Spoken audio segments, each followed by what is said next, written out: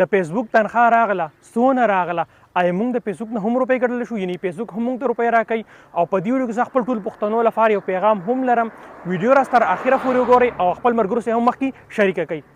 ګوره زه اوس دا ویډیو ولې جوړوم موږ د هر څیز مذاق وړو موږ په هر څه پسې خاندو یعنې موږ وایو یار د انټرنیټ پیسې نه ګټلی کېږي دا ډالر نه ګټلی کېږي مطلب د هر څیز داسې دا کوو که نه زما د ویډیو مقصد دا دی چې یاره پښتنو ته زه موټیویشن ورکوم نو مخکې راسه اوس دا ویډیو ګورئ تاسو ته ټوله طریقه درله هم په دې ویډیو کې ښایم اوس دا وخت زه روان یم بینک ته زه به اوس بینک ته ځم دغه روپۍ به راخلم کومه چې ما ته د فیسبوک څخه راغلي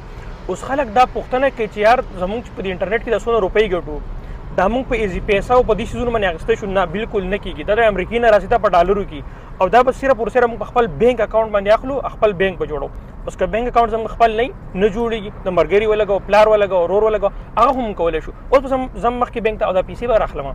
اوس دا وخت زه موجود یم په تیمرګ بازار کې دا ما خپل کارت را سره دی لاندې شاته بینک چې کومه دی دې ته به زه ورځم دا به راخلم دا چونکې زما د فیسبوک اوله تنخواه دي نه مخکې ما د فیسبوک نه چېرته تنخواه نه واخیستې نو د موټیویشن حوالې دپاره تاسو ټول پښتنو سره په دې وجه شریک کوم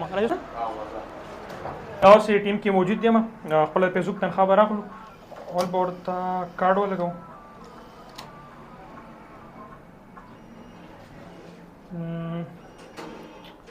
فین ویریفیکیشن پی ټي ایم دغه غواړي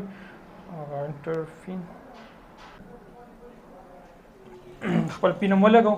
اوس مخکې څه غواړي کومه د فیسبوک تنخواه چې راغلي بل څه موږ اوس ولګو پی ټي ایم به ځان راواخلو تنخواه چې کله ډېره زیاته وي بیا موږ په چیک راغلو خو زموږ تنخواه چې کوم وي دا لږ بیا موږ ځان په کارډ هم راغستی شو ما تنخواه به ولګوم څونه تنخواه راغله زما د فیسبوک د دې میاشتې دا مې ولګوله اوکې او رسید چې کومه دی یس به کوم چې دا هم ماله راکړي اوس ګورئ ما تنخواه چې کوم وه او ما ته راشي اوس دا کاونټینګ کوي کارډ یې راکړو بس دا یې کارډ راغی او دا چې کومه تنخواه وه دا وګورئ اوس دا چې کومه وه دا رسید د دې راغی او دا زما د فیسبوک تنخواه دا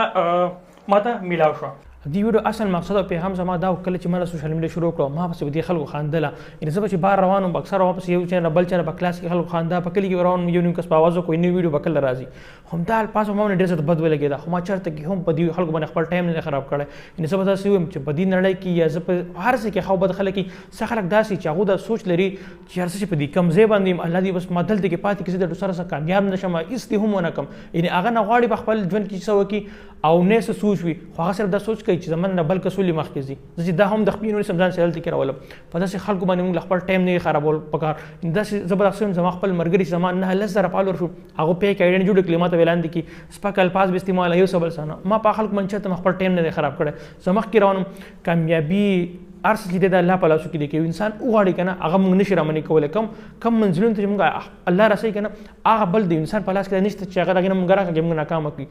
مقصد مې د دې ویډیو دا چې په خپل ژوند کې چې سم کوئ که سوشل میډیا د هر څیز دی مخکې ځئ خلک به څه وایي خلک به کوشش کوي څه چې موږ محنت کوو خامخا موږ ته الله د هغې صله او کامیابي راکوي یعنې زما ته نن سبا کې د لږه لږه ډېره کامیابي ده چې ما کله هغه خلکو ته وښوده هغه ټول زما نه غلی شو یعنې هغه واقعي وویلې دا خبره ومنودله چې عثمان چې څه ویله همدا حقیقت و موږ په دې پسې بر نه خندله دې پسې مې خبرې کولې دغه ورځ بیا موږ په ټایم کې راشي چې خلک چې کوم خلک چې موږ منې کوي هغو څه په خپل احساس د خبرو چې واقع د انسان سیټو موږ دې سره ډېره ناروا کړل غلطي مو سره کړې ده نو پیغام هم په دې ویډیو کې دغه امید لرم ویډیو هم خوښه شوي د ویډیو را سره لایک کړئ مخکې خپل ملګرو سره هم شریکه کړئ چېرته هم چې الله مو تل خوشحاله او باد لره د لوی الله په امان